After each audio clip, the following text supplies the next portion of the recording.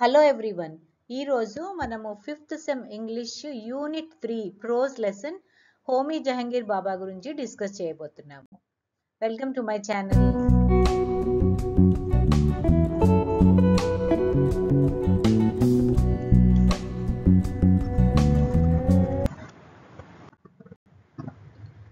This is an educational video. So Homi Jehangir Bhabha అనే ఎస్సేని రచించింది ఏనాక్షి చటర్జీ అనే బెంగాలీ రచయిత. ఈమె చాలా పాపులర్ రచయిత. ఈమె వాళ్ళ హస్బెండ్తో కలిసి వాళ్ళ హస్బెండ్ న్యూక్లియర్ ఫిజిసిస్ట్ శాంతి మే చటర్జీతో కలిసి పరమాణు జిజ్ఞాస అనే పుస్తకాన్ని రచించడం జరిగింది. ఇంకా ఈమె ప్రామినెంట్ ట్రాన్స్లేటర్ కూడా, ఇంగ్లీష్ నుంచి బెంగాలీలోకి చాలా బుక్స్ని ట్రాన్స్లేట్ చేశారు. ఈవిడ 1934లో జన్మించారు, 2021లో మరణించారు. సో అబౌట్ ది ఎస్సే, ఈరోజు మనం డిస్కస్ చేయబోయే ఎస్సే గురించి Enakshi Chatterjee essay on Homi Jehangir Bhabha excepted from the book Master Minds అనే పుస్తకంలోంచి ఈ ఎస్సేని తీయడం జరిగింది. ఇది మన భారతదేశము అనుధార్మిక శక్తి గురించి ఎట్లా డెవలప్ అయింది, ఎవరికి ఈ ఐడియా వచ్చింది, ఇలా మనము మిగతా దేశాలతో సమానంగా అనుధార్మిక శక్తిని ప్రొడ్యూస్ చేయగలిగే శక్తిని మనకి ఎవరు ప్రసాదించారు అనే దాని గురించి ఈ ఎస్సే అంతా మనము డిస్కస్ చేయబోతున్నాం అన్నమాట. In addition to his scientific achievements, Chatterjee examines babas broader legacy as a statesmen and public intellectual. ఇంకా మన దేశం గురించే కాకుండా అతను ఇంకా చాలా పనులు చేశారు, పబ్లిక్ ఇంటెలెక్చువల్ గురించి చాలా పనులు చేశారు అనమాట. అవన్నీ కూడా ఆవిడ డిస్కస్ చేయబోతున్నారు. So while India was trying to catch up with the rest of the world, ఎప్పుడు ఇది వరల్డ్ వార్ 2 జరిగినప్పుడు అనమాట. అప్పుడు మనకి కొత్త కొత్త విషయాలు ఆవిష్కరించడం జరిగింది. ఎస్పెషల్లీ యుఎస్ఏలో అణుబాంబుని తయారు చేశారనమాట. అప్పుడు ఈ జహంగీర్ బాబాకి ఆలోచన వచ్చింది, మనం కూడా అణుబాంబుని, కాకపోతే అనుధార్మిక శక్తిని, ఫ్యూచర్ పవర్ రియాక్టర్స్ని తయారు చేసుకోవాలి, లేకపోతే మనం చాలా వెనకబడి ఉంటాం. అంటే మనకున్న రిసోర్సెస్ అన్నీ కూడా అయిపోతాయి. ఇప్పుడు బొగ్గు కానీ, పెట్రోలియం కానీ, అవన్నీ కూడా న్యాచురల్ రిసోర్సెస్ని మనం అలా వాడుకుంటూ పోతే, తవ్వుకుంటూ పోతుంటే ఏమైపోతుంది, అవి అయిపోతాయి అన్నమాట. కొన్ని రోజులకి అవి అంతరించిపోతాయి. సో అప్పటికి మనకి ఎటువంటి శక్తి రిసోర్సెస్ ఉండవు. సో అందుకని అతను బాగా ఆలోచించాడనమాట. ఆలోచించి మన దేశాన్ని కూడా ముందుకు నడిపించాలి అని చెప్పేసి he enabled Indians to make up for the lost time by setting the ball rolling in the fields of large scale research. అంటే ఇంత టైము వరల్డ్ వార్ 2 రెండో ప్రపంచ యుద్ధం అయ్యేంత వరకు కూడా మనం వెనుకబడే ఉన్నాం. అనుధార్మిక శక్తిని మనము ఇన్వెంట్ చేయలేకపోయాము అనేసి అతను ఆలోచించాడు అనమాట. ఆలోచించేసి ఆ దిశగా ప్రయాణం చేశాడు.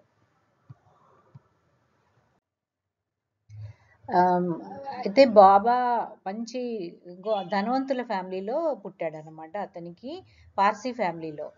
So Parsis are highly westernize community, అంటే చాలా పాశ్చాత్య ప్రభావం కలిగిన ఫ్యామిలీ. సో అందుకని చదువుకోవడానికి కూడా అతను విదేశాలకే వెళ్ళాడనమాట. So Homi was sent to Cathedral School, Bombay, and Baba's father wanted him to join the Tata Iron and Steel Company. With this end in view, Baba was sent to Cambridge to study engineering. అయితే వాళ్ళ నాన్నగారు ఏం చేశారంటే కేంబ్రిడ్జ్కి పంపించారు బాబాని. పంపించి engineering చదవమంటే బాబా మాత్రం physics చదివాడు. ఆయనకు ఫిజిక్స్లో చాలా ఇంట్రెస్ట్, అందుకని ఫిజిక్స్ చదివాడు అనమాట. So he had also the opportunity of going to Europe on travelling fellowship and working with the leading physicist. అక్కడ చాలా ప్రముఖ వ్యక్తులు, ఫిజిసిస్ట్, భౌతిక శాస్త్రవేత్తలని కలిసే అవకాశం అతనికి వచ్చిందనమాట.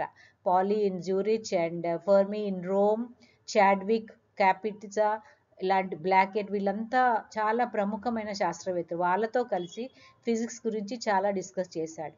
సో అతనికి చాలా ఇంట్రెస్ట్ వచ్చిందనమాట. Bhabha had already made his mark in physics even before he got his PhD. అతను పిహెచ్డి చేయకముందే అతనికి చాలా నాలెడ్జ్ వచ్చేసింది ఫిజిక్స్లో అనమాట. సో ఈ 1939లో సెకండ్ వరల్డ్ వార్ వచ్చినప్పుడు బాబా ఇండియాకి వచ్చారనమాట. అంటే చిన్న ఎక్స్కర్షన్, హాలిడేయింగ్ లాగా హాలిడేస్లో వచ్చాడు ఆయన. వస్తే but he could not return to Cambridge. మళ్ళీ తిరిగి కేంబ్రిడ్జ్కి వెళ్ళలేకపోయారు, ఎందుకంటే అంత సేఫ్ కాదు. ఆ యుద్ధ సమయంలో ప్రయాణం చేయడము, ఫ్లైట్లు ఎక్కి ప్రయాణం చేయడము అంత సేఫ్ కాదని చెప్పేసి అతను వెళ్ళలేకపోయాడు. But it was one of the happiest accidents of history. అదే ఒక సంతోషకరమైన విషయం అని అంటున్నారనమాట రచయిత చటర్జీ. అలా ఎలా అతను వెళ్ళలేకపోవడం హ్యాపీయెస్ట్ ఎలా అవుతుంది? He was force to stay on India. అతను బలవంతంగా ఇండియాలో ఉండిపోవాల్సి వచ్చింది. He accepted a post at the IISc Bengaluru. బెంగళూరులో అతనికి ఒక పోస్ట్ వచ్చిందనమాట. Despite offers from Allahabad and Calcutta, he decided to stay on at Bengaluru and build up a team. అతను ఉండే హోమ్ టౌన్కి దగ్గరగా అతనికి పోస్టులు వచ్చినా కూడా బెంగళూరులోనే ఉండిపోవాలని నిర్ణయించుకున్నాడు అనమాట. He wanted to get back there after the war, but Baba working in Bengaluru was changed man. ఇప్పుడు అతను టోటల్గా మారిపోయాడు అనమాట. అతనికి ఇంకా కేంబ్రిడ్జ్ వెళ్ళాలి, విదేశాల్లో చదువుకోవాలి, అక్కడ జాబ్ చేయాలనే ఉద్దేశం ఏమీ లేదు. అతని స్వప్నం ఏంటంటే his dream was no longer of Europe and the opportunities it had to offer. A deep feeling of his identity as an Indian had grown. అతను ఒక భారతీయుడు అనే అతని ఐడెంటిటీ, అతని యొక్క వ్యక్తిత్వం అతనికి బాగా పరిణితి చెందాడు అనమాట. చెందేసి ఏం చేశాడు అతను? సెన్స్ ఆఫ్ రెస్పాన్సిబిలిటీగా, బాధ్యతగా ఏమనుకున్నాడంటే as a scientist could do to shape India's future. భారతదేశం యొక్క భవితను మార్చాలి అని చెప్పేసి అతను నిర్ణయించుకున్నాడు. By then he was convinced that it is one's duty to stay on in one's country and build up schools comparable with those that other countries are fortunate in possessing. అప్పుడు అతను ఏమనుకున్నాడంటే వేరే విదేశాలకు వెళ్ళి అక్కడ వాళ్ళకి మనం సేవ చేసే కంటే మన దేశానికే సేవ చేసి మన దేశాన్ని కూడా ఇతర దేశాలతో సమానంగా నిలబెట్టాలి అని అతనికి ఉద్దేశం వచ్చింది. అంటే చూడండి, ఆ రోజుల్లోనే 1939లోనే అతడికి మంచి మంచి అవకాశాలు వస్తే అసలు కోటీశ్వరులు అయిపోవచ్చు. అయినా కూడా అతడు దాని గురించి ఏమి ఆలోచించకుండా భారతదేశంలోనే ఉండాలని నిర్ణయించుకున్నాడు అనమాట. He had notice that there were competent people working in isolation and not producing their best. అతను ఇంకా గమనించింది ఏంటంటే మంచి శక్తి గల ప్రజలు, అంటే మంచి నాలెడ్జ్ ఉన్న ప్రజలందరూ కూడా వేరే వేరే ప్రదేశాల్లో ఐసోలేషన్లో పనిచేస్తున్నారు. వాళ్ళందరినీ ఒక చోటికి చేరిస్తే కనుక మంచి రీసెర్చ్ జరుగుతుంది, మన దేశానికి బాగా ఉపయోగపడుతుంది అని చెప్పేసి అతనికి ఆలోచన వచ్చింది. So his efforts to convince industrialist like the Tatas of the need for such a centre finally bore fruit in 1945. 1945లో టాటా వాళ్ళని ఒప్పించి టాటా ఇన్స్టిట్యూట్ ఆఫ్ ఫండమెంటల్ రీసెర్చ్ని అతను స్థాపించగలిగాడు అనమాట. టిఐఎఫ్ఆర్ ఎక్కడ? బాంబేలో. So Bhabha move to Bombay. ఈ బెంగళూరు నుంచి మళ్ళీ బాంబేకి వెళ్ళిపోయాడు. He gathered young and talented scientist from all over India to work at the institute. అక్కడ ఇన్స్టిట్యూట్లో అందరిని పనిచేసేటట్టు అందరినీ పిలిపించగలిగాడు అనమాట వాళ్ళకి ఇచ్చే. So he was also started mathematics was also started under. వీళ్ళంతా ప్రముఖమైన వ్యక్తులు అనమాట. వాళ్ళందరినీ అతను రిక్వెస్ట్ చేసి బాంబేకి రప్పించగలిగాడు. So he came all the way from Princeton, USA. Noted scholars from all over the world were invited to give talks. అంటే ప్రముఖ వ్యక్తులందరినీ పిలిపించి అక్కడ లెక్చర్లు ఇప్పించగలిగాడు అనమాట. So the institute which focused on both pure and applied research rapidly expanded. అలా ఈ Tata Institute of fundamental research బాంబేలో expand అయింది. పెద్ద బిల్డింగ్ కూడా అతను కట్టించగలిగాడు అనమాట. సో యుఎస్ఏ నుండి వచ్చాడు. Mean while the world was about to enter a new age. ఒక కొత్త శకంలోకి ప్రపంచం అడుగు పెట్టబోతుంది అనమాట. ఏం శకం అది? The age of atomic energy, అణుధార్మిక శక్తి అనే ఒక కొత్త ఏజ్లోకి అడుగు పెట్టబోతుంది అనమాట. అప్పుడు అతను బాగా ఆలోచించాడు. ఏమని? India will not have to look abroad for experts but will find them ready at hand. ఎందుకంటే scientist in Europe were beginning to feel that there was some unknown force working inside the nucleus of atom. అక్కడ యూరోప్లో సైంటిస్టులు అందరికీ కూడా ఒక doubt వచ్చిందనమాట. అంటే ఒక లాంటి ఫీలింగ్ వచ్చింది. ఏంటంటే ఒక అదృశ్య శక్తి ఏదో ఉంది ఈ యాటంలో, ఈ యాటమ్ లోపల ఉండే న్యూక్లియస్లో. యాటమ్ అంటే తెలుసు కదా, అతి చిన్న పార్టికల్ అనమాట మెటీరియల్లో. దాంట్లో ఉండే న్యూక్లియస్లో ఏదో ఒక అదృశ్య శక్తి ఉంది అని వాళ్ళందరూ ఆలోచిస్తున్నారు. What that force was, how it could be unleashed, ఎలా ఆ ఫోర్స్ని బయటికి, ఆ శక్తిని బయటికి ఎలా తీసుకురావాలి, of what use it would be, దాని యొక్క ఉపయోగం ఏముంటుంది. All the answers were still to be worked out. Bhabha's brilliant mind could foresee the tremendous possibilities in nuclear energy. ఈ అణుధార్మిక శక్తిలో ఇంత అఖండమైన అద్భుతమైన శక్తి ఉందనేది బాబా ఆలోచించగలిగారనమాట. చూడండి, అప్పుడు ఆయన ఆలోచించాడు కాబట్టి ఇప్పుడు మన దేశం కూడా ముందుంది, అన్ని దేశాలతో పాటు ముందుగా ఉందన్నమాట. So when it was properly developed, in a letter to the chairman of Tata Trust, he had made his prophetic statement. ఏమని చెప్పాడంటే, when nuclear energy has been successfully applied for power production, say a couple of decades from now, India will not have to look abroad. ఒకవేళ మనం గనక ఆ శక్తిని గనక మనం produce చేయగలిగితే ఇండియా ఇంకా వేరే కంట్రీస్ మీద ఏమీ ఆధారపడవలసిన అవసరం లేదని అతను లెటర్ రాశాడు మన టాటా చైర్మన్కి. చూడండి ఎంత బాగా భవిష్యత్తులోకి అతను చూడగలిగాడు. సో మీరు అడగొచ్చు, మ్యామ్ ఈ అటామిక్ ఎనర్జీ, ఈ ఆటం బాంబ్ వెనకాల ఎందుకు ఈయన పడ్డాడు, అది డిస్ట్రక్టివ్ ఫోర్స్ కదా అని. లేదు, డిస్ట్రక్టివ్ ఫోర్స్ కాకుండా ఇంకా దానికి కన్స్ట్రక్టివ్ అడ్వాంటేజెస్ కూడా ఉన్నాయి. 1948లో ఒక స్థలాన్ని చూశారు, ట్రాంబే అనే ప్లేస్లో ఒక స్థలాన్ని చూసి అక్కడ ఈ ల్యాబ్ని కట్టారనమాట. హౌస్ ద రియాక్టర్స్ అండ్ ల్యాబొరేటరీస్ని వాళ్ళు నిర్మించడానికి నిర్ణయించారు 1948లో. So it was Bhabha's vision and organisation that made India's entry into the select nuclear club possible. ఒక న్యూక్లియర్ అనే ఒక అంశాన్ని గురించి మనం డిస్కస్ చేయడం కానీ, దాని గురించి ఒక క్లబ్ ఏర్పాటు చేయడం కానీ, ఒక ల్యాబ్ని ఏర్పాటు చేయడం అనే విషయాన్ని ఫస్ట్గా ఆలోచించింది బాబా అనమాట. అతని విజన్ వల్లనే మనకి అది పాసిబుల్ అయింది. So in 1955 he was elected president of the first meeting on the peaceful uses of atomic energy at Geneva. So జెనీవాలో అతడు 1955లో ప్రయాణం చేయాల్సి ఉందన్నమాట. అక్కడ ఒక మీటింగ్ని అటెండ్ చేయాలి, అటామిక్ ఎనర్జీ గురించి మాట్లాడాలి అనమాట. సో ముఖ్యంగా ఇప్పుడు దాకా అనుకున్నాం కదా, ఈ అటం బాంబ్ అనేది చాలా డిస్ట్రక్టివ్, మనకి వినాశకరం కదా అనేసి. అయితే ఉపయోగపడడం ఏంటి అటామిక్ ఎనర్జీ వల్ల? ఇది ఫాసిల్ ఫ్యూయల్ కాదు అనమాట. ఫాసిల్ ఫ్యూయల్ అంటే మనకు భూమి లోపల ఉండే బొగ్గు, పెట్రోలియం ఇవన్నీ ఉంటాయి కదా, కొన్ని రోజులకి అవి అయిపోతాయి, దాన్ని ఫాసిల్ ఫ్యూయల్ అంటారు. దాని తర్వాత మనకి ఎటువంటి సోర్స్ ఉండదు ఎనర్జీకి. ఇదే కనుక మనం ఈ న్యూక్లియర్ ఎనర్జీని అంటే యురేనియం నుంచి కానీ థోరియం నుంచి కానీ కనుక మనం న్యూక్లియర్ పవర్ని మ్యానుఫ్యాక్చర్ చేసుకోగలిగితే ఇంకా ఫాసిల్ ఫ్యూయల్ జోలికి మనం వెళ్ళాల్సిన పని లేదు. దీని శక్తి ఏంటో చూస్తారా? ఒక్కసారి చూడండి, ఇక్కడ వినండి. 1 gram of uranium can provide power to a city like Calcutta for 20 years.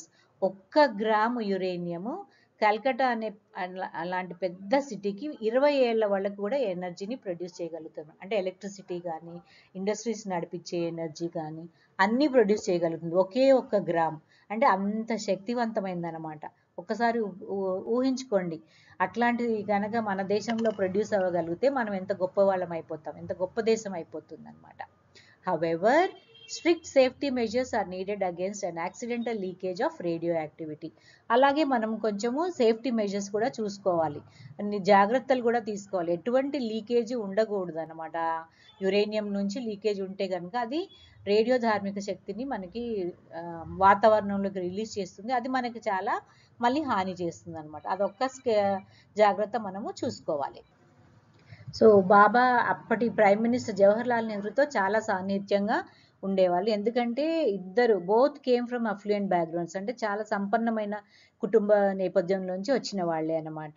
So there was nothing of the traditional Indian about him. అంటే అతడు చాలా ఎక్స్ట్రాడినరీ పర్సన్ అనమాట Bhabha. Yet he sacrifice personal ambition. అతని వ్యక్తిగతమైన జీవితం అంటూ ఏమీ లేదు, అది పెళ్లి చేసుకోలేదు. అకాడమిక్ కెరియర్ అంటే మంచి ఉద్యోగాన్ని కూడా అతను వదులుకున్నాడు, ఎందుకంటే దేశం కోసం అతను వదులుకున్నాడు అనమాట. సో అది 1 gram of uranium can provide power to a city.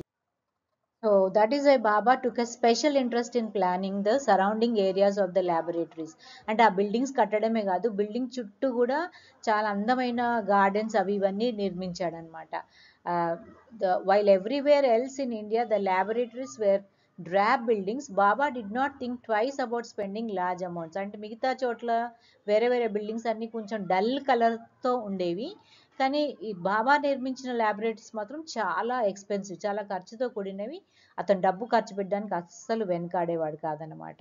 So the atomic energy network was gradually extended. అలా అలా దేశం అంతా కూడా ఆ ల్యాబ్స్ అనేవి విస్తరించాయి అనమాట. So Bhabha sought the help of Canada in building a reactor in Trombay. ట్రాంబేలో రియాక్టర్, ఈ న్యూక్లియర్ రియాక్టర్ కట్టడానికి కెనడా దేశం యొక్క సహాయాన్ని కోరుకున్నాడు అనమాట. అప్పుడు అతడికి ఆ సహాయం దొరికింది, అందువల్లే ట్రాంబేలో ఒక మంచి రియాక్టర్ను అతను కట్టగలిగాడనమాట.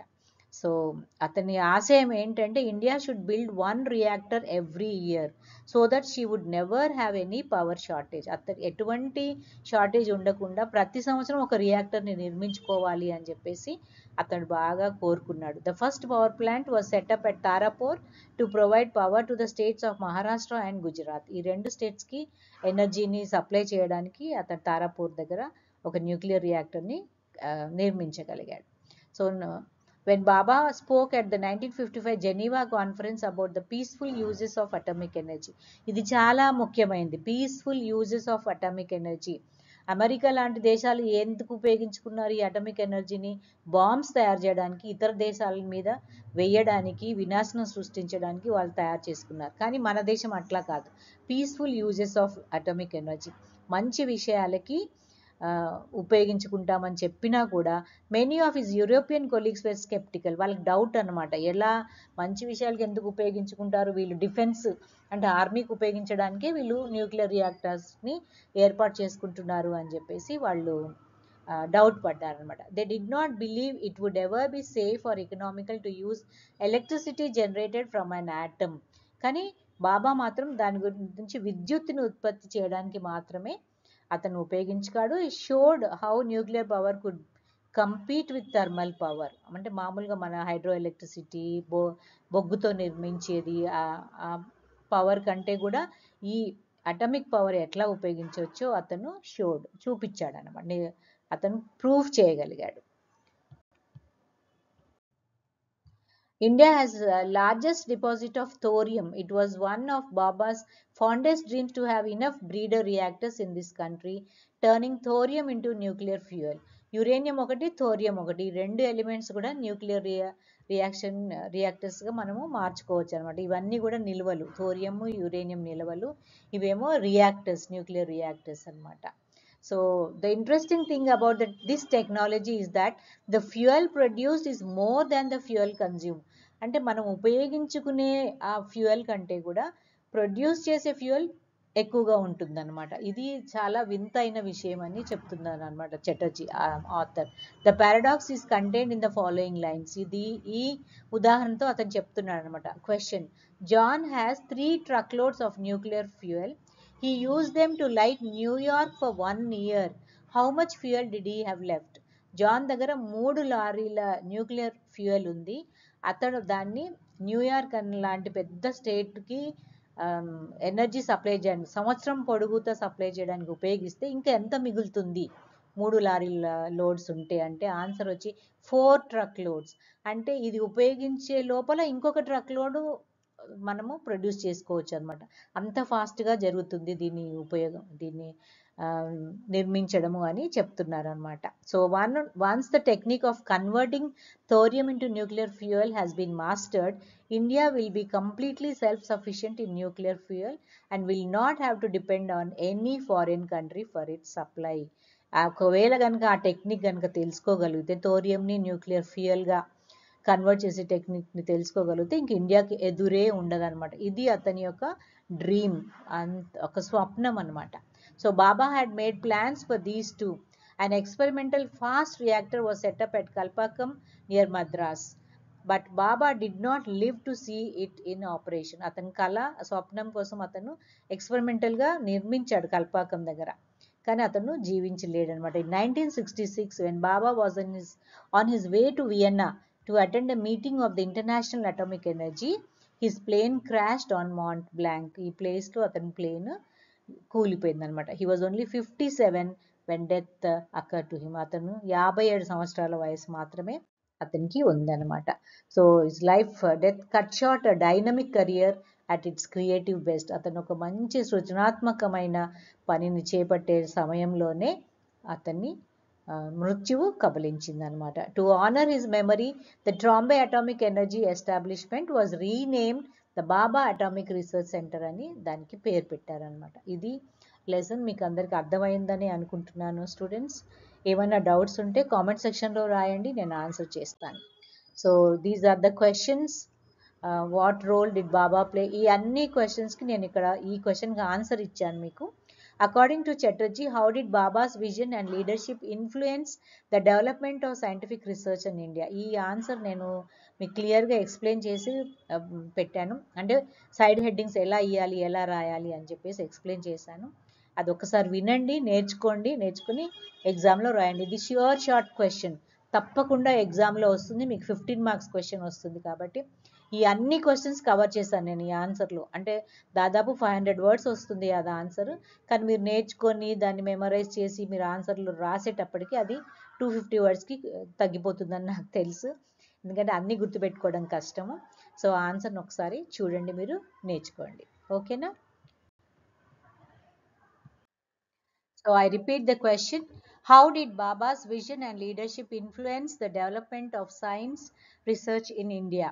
So first you will write about the author, and you know the author is Enakshi Chatterjee, born in 1934, died in 2021, was a well-known Indian writer who focused on poetry, humor and popular science. She made contributions to Bengali and English literature. Chatterjee was honored for her contributions to children's writing and translation, and also wrote Paramanu Jignasa, a book that was awarded the Rabindra Puraskar. In her essay, she discusses Homi Jahangir Baba's accomplishments and global partnerships, emphasizing his significant influence on Indian science. Then you will write the introduction. In her essay, Homi Jahangir Baba, Enakshi Chatterjee talks about the important collaborations and global connections made by Baba as invaluable contributions to Indian science. Baba's educational career led him to Cambridge, where he gained a solid foundation in nuclear physics while studying under famous scientists like Rutherford and Blackett. He also talked with well-known European physicists such as Fermi in Rome and Pauli in Zurich. Baba's knowledge of nuclear and cosmic ray physics was expanded by these foreign contacts and experiences, which also gave him new perspectives and abilities that he later used to advance Indian scientific research. And vision and leadership. Chatterjee shows how Homi Jahangir Baba boosted India's scientific standing by establishing high standards of research in India through his international network of scientists. He collaborated with foreign academics to adopt modern technologies and share ideas, which boosted the country's scientific and technological capabilities. His efforts to further India's nuclear program and the establishment of the Tata Institute of Fundamental Research demonstrated his ability to combine global thoughts with local demands. This innovative method was key in establishing India as a major player in the world of research. Baba's visionary leadership and its impact on the advancement of scientific research in India are also explored by Chatterjee. Baba saw the necessity for India to reduce its dependence on foreign expertise by becoming self-sufficient in nuclear technology.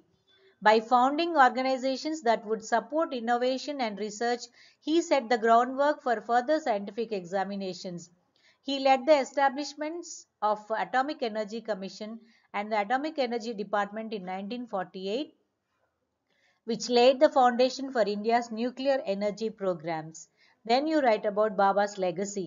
Chatterjee emphasizes Baba's legacy by highlighting his pioneering contributions to India's scientific and nuclear programs. His establishment of the Tata Institute of Fundamental Research and the Atomic Energy Commission marked significant milestones in India's scientific history.